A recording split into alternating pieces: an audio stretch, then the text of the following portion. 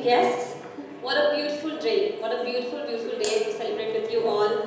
I welcome you all to the 7th TOFTigers Wildlife Awards and TOFTigers Sustainable Tourism B2B Travel Trade event. We are now about to embark on an insightful panel discussion where our esteemed panelists are going to delve into the most pressing wildlife issues of our times. I know a little bit serious because everybody's having tea, coffee, chilling, but yeah. So our pressing wildlife issue today is wildlife tourism as a conservation tool. The panelists will explore the vital role of wildlife tourism in protecting biodiversity and ecosystems. Esteemed experts will share insights on leveraging tourism for wildlife preservation, community empowerment, and habitat restoration. Key focus areas include relevance of community-based tourism, innovative practices, and the policy advocacy. The session promises actionable strategies to balance tourism growth with ecological responsibility. It's my pleasure to welcome all the panelists, and before they come on the stage, can we have a round of applause for everyone here? A lot of people have traveled from different parts of India. I sincerely welcome you all. Thank you so much for your time. I would now like to welcome Mr. Manav Khanduja, Director, Pugdundee Safaris. It's a very, very cute name. Mr. Rishi Kapoor, Vice President, Abercrombie and Kent, India. Mr. Dominic, Managing Director, CGH Earth. I would like to welcome Ms. Soity Banerjee, Project Editor, Responsible Tourism and Communication Strategist from Outlook Responsible Tourism Initiative. And Ms. Akanksha Garg, she's also moderating this panel discussion. Akanksha is the founder, director and CEO of Waxpol Hotels and Resorts. Thank you so much, everyone. Over to you, Akanksha.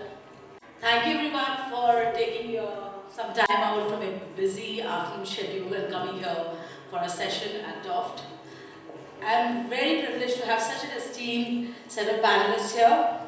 Of course, Manav, Rishi, Michael, and Soity need no introduction, but still, लिखने को दिया है, लिख के दिया तो बोलना तो पड़ेगा. So Rishi, जैसा आपने भेजा वैसे ही है. So Rishi is a prominent supporter of wildlife conservation and sustainable tourism. Currently, he's the Vice President of Abercrombie and Kent, which is the world's leading luxury travel company with over 2,500 employees on ground in destinations over 26 countries, looking after guests on all 7 continents. Really? Even in Antarctica? Yes. Yes, wow.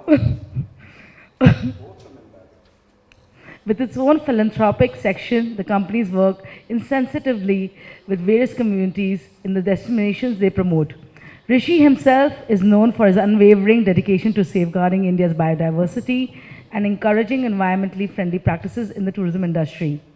He has actively supported initiatives such as the Tadoba Festival, which highlight creative concepts for community development, biodiversity conservation through responsible tourism, and the Kaziranga Guide training programs. Thank you so much for being with us here today, Rishi. Thank you. Then, of course, Manav of Pugdundee, spelling it correctly, not a tongue twister anymore. Manav is a notable voice for sustainable tourism and conservation, and he currently serves as the director of Pugdundee Safaris India, India's leading sustainable tourism company. With his broad experience in ecotourism and environmental stewardship, he has made major contributions to the promotion of responsible travel practices that benefit both local population and the environment. Manav has a strong educational background in environmental law from the World Wildlife Fund Center for Environmental Law. His work focuses on strengthening local communities and promoting conservation, focused tourism reflecting his belief in the critical role of residents in biodiversity protection. Pugdundee Safaris, under his direction, has received numerous awards for its dedication to sustainability and authentic safari experiences. Thank you so much for being with us, Manav, and reaching on time. Thank you. And then, needs no introduction, Michael, Dominic, you've been a pioneer in sustainable tourism and hospitality serving as a managing director of Casino Group of CGH Earth, a commerce graduate and postgraduate diploma holder in hotel management. He joined his family business in 1991, contributing significantly to establishment of iconic resorts like Spice Village and Bangaram Island. Passionate about trekking and bird photography, Michael combines his diverse interests with a commitment to environmentally responsible travel. His expertise greatly enriches the TOFTigers Advisory Board mission to promote conservation and tourism. Thank you so much, Michael, and thank you for being a pioneer in this field. Now, another woman on board, which I'm very happy to have, Ms. Soity Banerjee. Such a pleasure to have you here, Soity. Soity is an accomplished travel and food journalist with over 20 years of experience, having contributed to major publications such as The Outlook Traveler, Condé Nast Traveler, National Geographic, and Indian Today. Her work explores questions of identity and sustainability in travel. As project editor at Outlook Responsible Tourism Initiative, she works with the UNWTO to promote sustainable tourism in India and South Asia. Ms. Banerjee works with government agencies and eco-friendly travel companies to promote responsible travel habits, demonstrating her dedication to a greener tourism culture. Thank you so much for taking out some time and coming here, Soity. So today's topic, we've all been talking about what is wildlife, how to use wildlife tourism as a conservation tool. So my first question would be directed to Rishi. Rishi, you've been with ANK and you've been doing travel and promoting destinations around the world, around the globe literally. Can you share an example of a community-based tourism project and its benefit to the local community and wildlife in India? Sure. Thank you, Akanksha, and thank you, Toft, for giving me this wonderful opportunity to come here and talk a little about what we can do and what we have been doing globally. But as your question is more focused on an initiative that we are doing here, so I'll talk. What really comes to my mind immediately is, so in 2020, we partnered with the Last Wilderness Foundation and Taj Safaris, and we embarked on this initiative because we were trying to see how we can, very important aspect which is very relevant to AKP is that our, the economic benefits that we are planning should go really to the last cause that we are planning for. So we curated this one activity. There is a session I see on the schedule today about the Pardi community. So we have curated this very interesting interaction opportunity. So just for all of you to know, we have been running a very successful series where we do a buyout of Pashangarh, Panna Safari Lodge, for almost 7 months in a year. And this is the year 13 we have been successfully running this program. So we move about 500 plus souls from North America, top guests, and we take them to Pashangarh. And in 2020, when we curated this program, so here, along with Taj Safari and Last Wilderness Foundation, the program that we curated was when our guests arrive at the lodge, after freshening up, they go to the cocktail lounge. Here, the Padi community, so trained boys and girls who have got a guide training, they would come along with an interpreter. And even the lodge manager will emphasize, they will be introduced.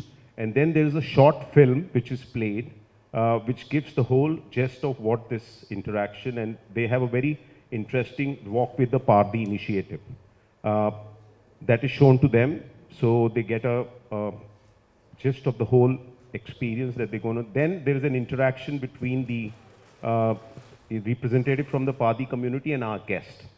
And then they are allowed to, they kind of give the whole idea of how they used to be. There's a stigma attached to them because, they were branded as criminals if you read their history. And now they're trying to change that narrative. And they need the international audience to go around and see. And after the interaction, they show their skill sets because they mimic amazing bird noises, which they used to use. And so it's a very, very different and unique interaction opportunity for our guests also. They have never imagined that they will, and these are basically tribals, and our guests really love it. And they bring in these very interesting whistles which mimic bird voices, like a jungle fowl or a francolin. And they make those wonderful noises, and they also bring in some spare. So in case somebody wants to buy it as a souvenir. So it's a very interesting activity. And for each interaction, there is a substantial amount which we sign for every departure, and which goes, a part of it goes directly to them, and a part of it goes for their various programs, be it education, be it medical related. And this is all done in a very, very scientific and a systematic manner. So this is something that really comes to my mind. And of course, we have many other initiatives that we are doing in all parts of the country under the AKP initiative. But this really comes to my mind. This is brilliant, Rishi. Truly. Thank you. Going and uplifting a community which no one really cared about in the past, and changing the way the And whole I'm world views them. I'm also very, Yeah. happy to see that there is Yeah. actually a session today after our panel discussions about the same community. So Thank you, looking Top, forward to that. for bringing them in for the panel discussion. But can you just give a small idea how can other resorts, do something in the same line as what you are doing, so that they can help the human communities around them? What can they identify? I think, like I said, so in the audience I have one of my colleague. So we take a very scientific approach. We do a lot of thorough research. We try and find the grassroots level of the areas where we think we can make a change. Like planting trees all over will not really make a difference. So I think we take a scientific approach. We don't do things in hurry. We take our time. We do due diligence, with the various associations. And I think this is something that each one of us should do that. And we should also look for a long-term partnership. We should not look at so that's one of the ideas that we're going to take forward in 2025. That looking for long-term relationship and not just a small focused area. So I think this is something that we should have a scientific approach and a very systematic approach, and do due diligence before we actually embark on any such sustainable initiative.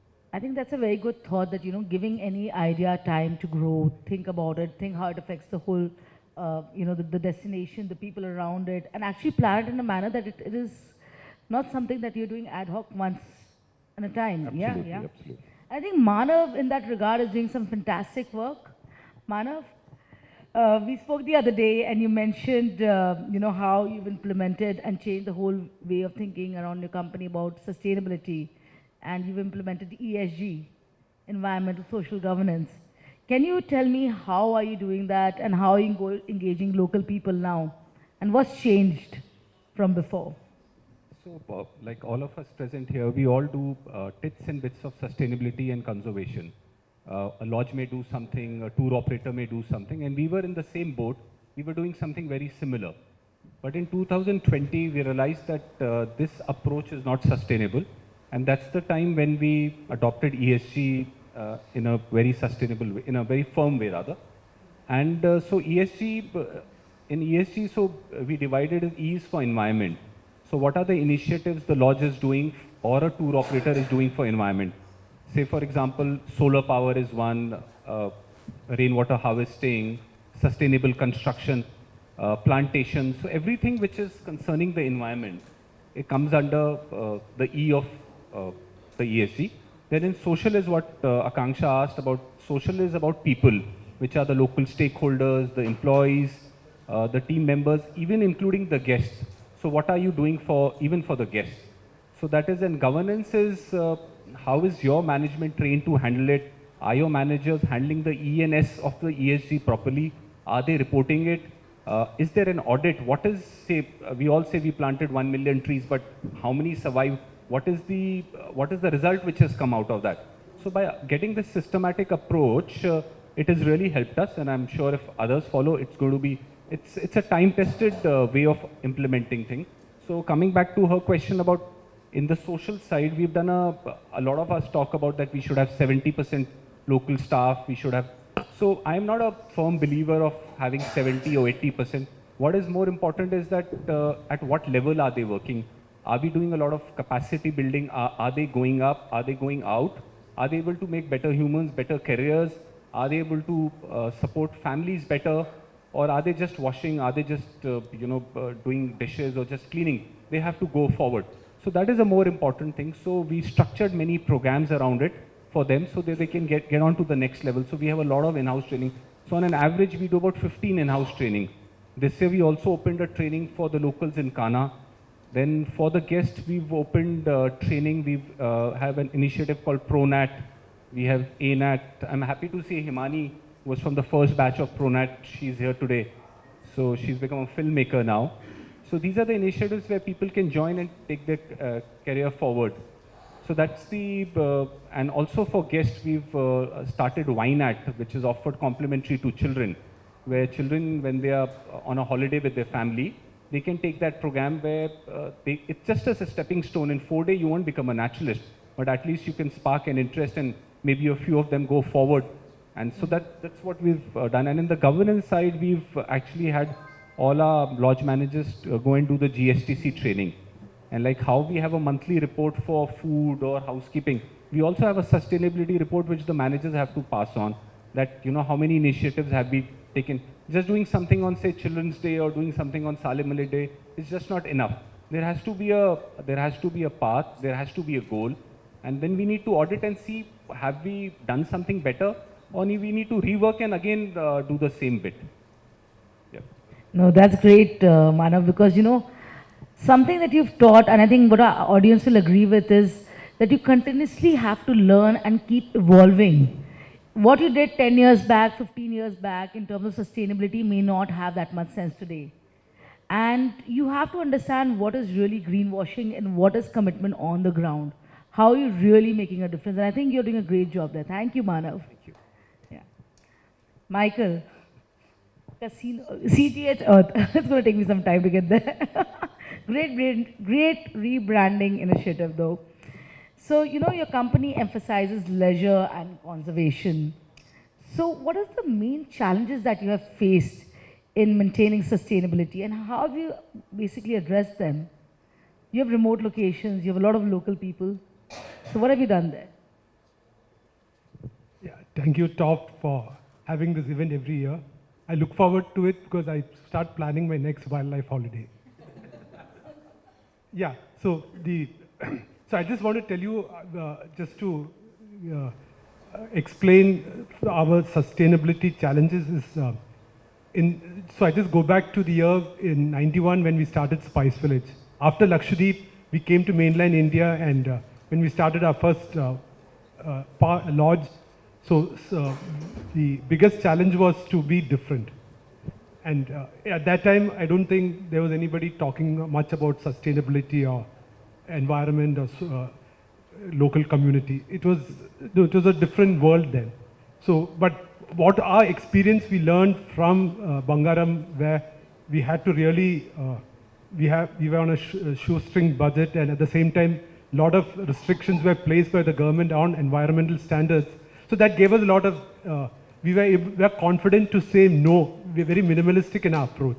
So we could go to the guests, we were marketing ourselves and saying that you don't have an air conditioning system, you don't have hot water. But at the same time, we were able to get tariffs which were very high. Compared to, in 88, we were almost $400, $500 per room.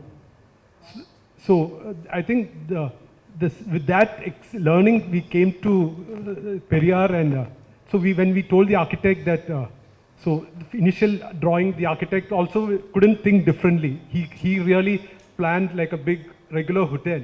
But then we realized that, no, we need to challenge this. And we went to another architect and said, why don't you build a tribal cottage in a spice garden? Because spices in Kerala is famous for its spice gardens, and at the same time, the local community is one of the tribal huts to be, one of the cottages should be like a tribal hut. And because we did that, so it was a win-win situation for the forest department. Had a major problem because summer, when it's very dry, there's a big challenge of forest fire. the local community, the tribals, were going into the forest to collect maybe, they were collecting a lot of produce, and there was a problem how to control that. So when the architect came back and said, why don't you build a tribal hut using the local materials? So they suggested to have a roof from the elephant grass, which was good. There were huge areas of large forest tracts of elephant grass. And as soon as summer sets in and the grass is ready to be harvested, the tribals were encouraged to go and get the grass, and we use that too. And this happens every year, because it's not that once you put the grass, so every year we need to continuously relay at least one of the layers is removed and put. So it's always there's a continuous, every summer there is a continuous economic activity for the tribals. The forest department also benefited because we were removing the flammable material, and that kind of really created a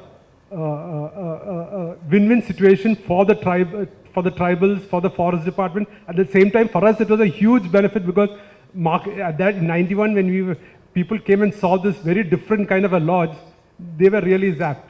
They said that this is what really made, I think, put CGH on the map, because it was very different from what the usual hotels at that time was.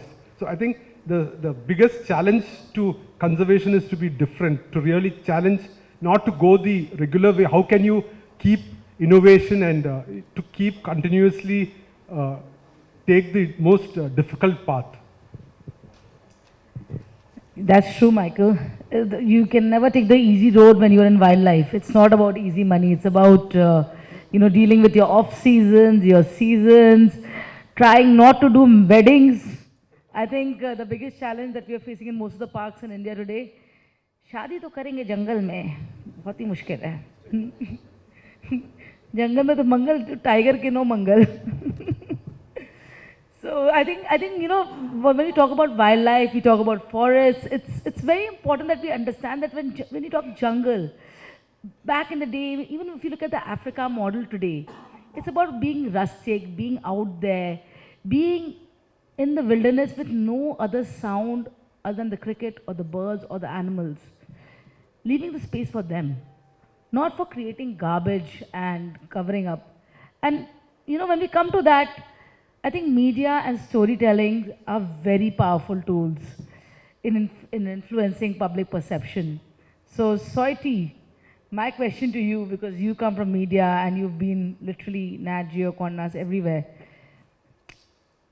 Can you share a campaign, project that successfully promoted wildlife conservation, and what do you feel should be done to promote ethical tourism in the wildlife zones? Yeah. Thank you so much for that question, Akanksha, and thank you so much, Toft, for inviting me. This always feels like home, because so many familiar faces in the room, so many familiar faces up here as well. Honestly, I'm usually not as optimistic about many things, but when it comes to media, I feel like the needle has shifted, even if slightly, it has moved a bit. And I think in the past 5 or 6 years, COVID would have probably, the pandemic was a sort of watershed moment in some ways for us as well.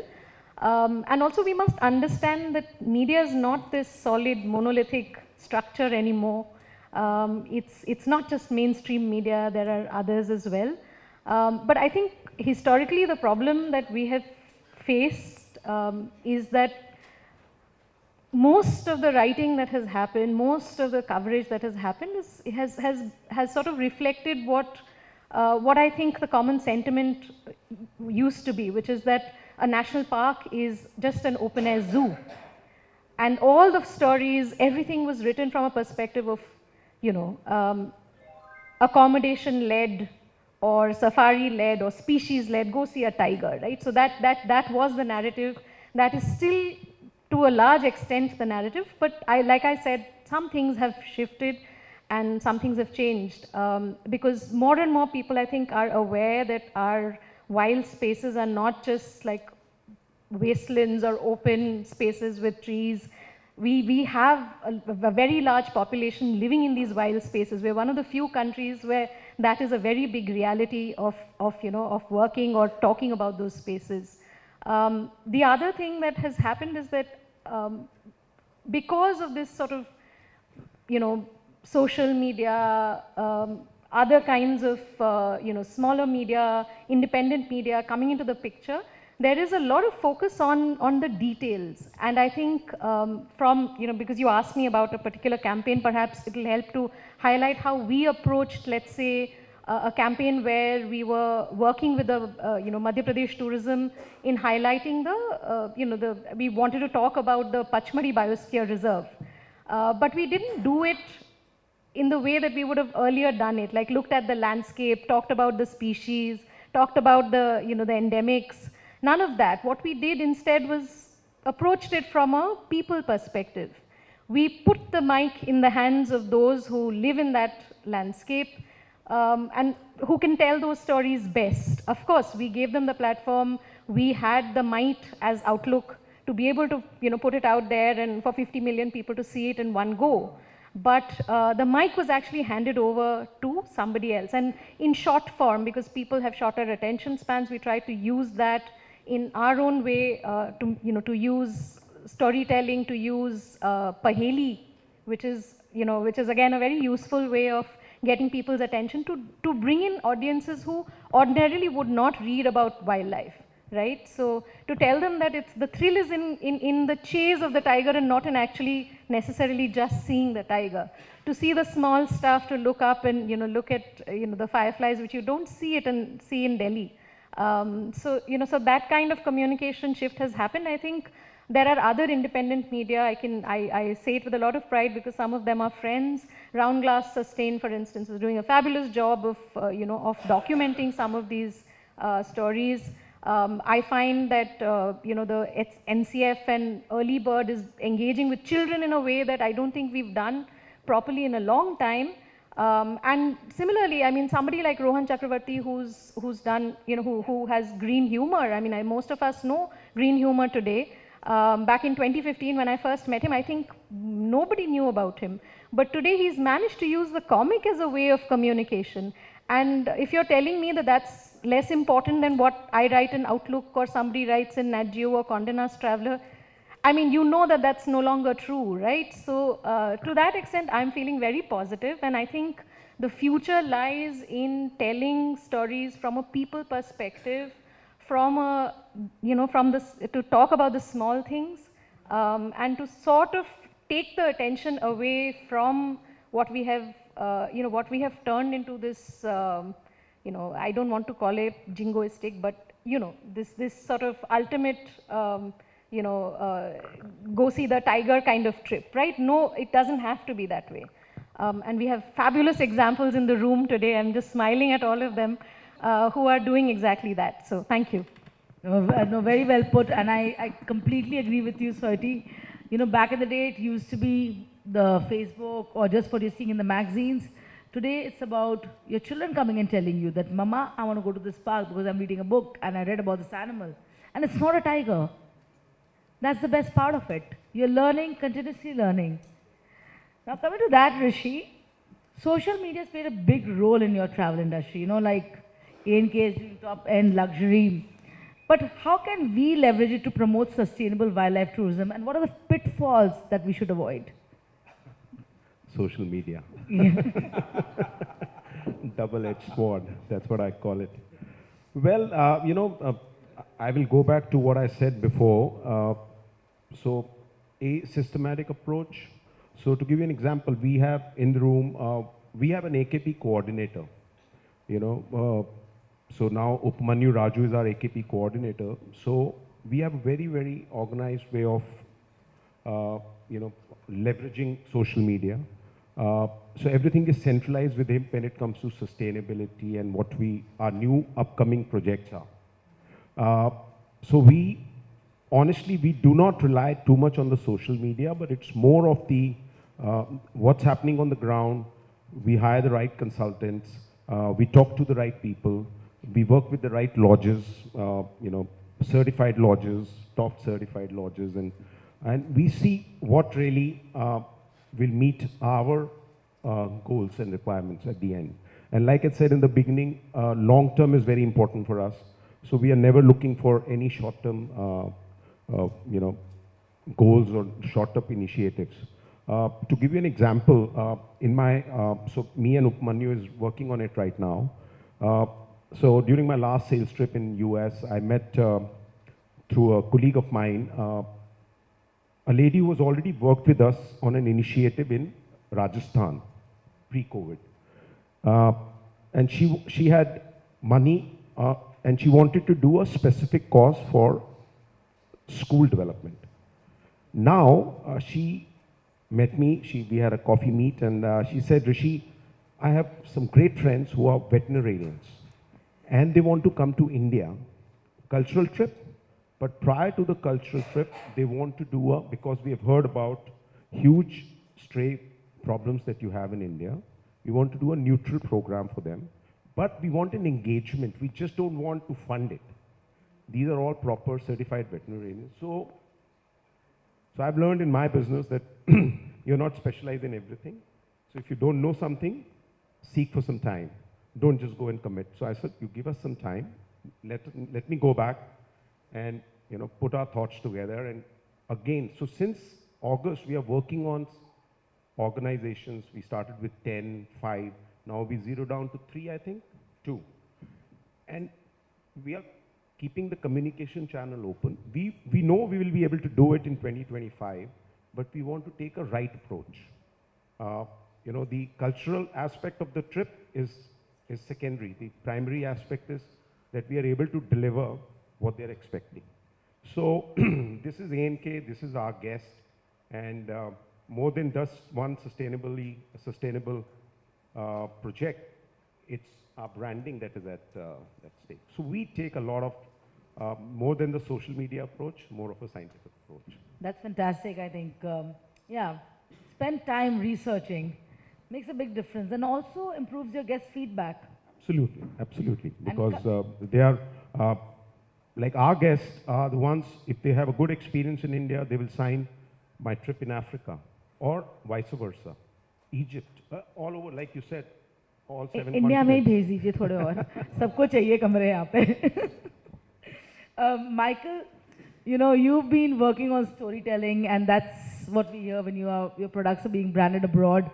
Can you quickly share in a minute, because I know we are running out of time. We already have Shruti sitting there, and I still have to ask Manav a question. We had 1 hour, right? Yeah, storytelling through guest experience is a key in wilderness tourism.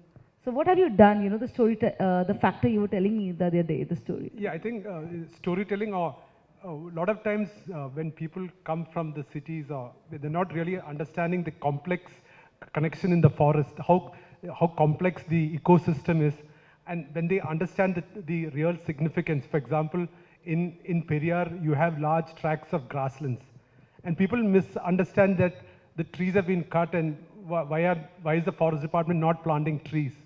But they don't understand that you require huge grasslands also, and it's a complex system. Maybe millions of years ago it evolved, and these are grasslands because of that. So when we started telling the interconnectivity of grasslands with the animals, everything is so connected. You can't just have just have trees. So I think that really changed the mindset. People really understood that forest is not just as simple as we think it is. It is very complex.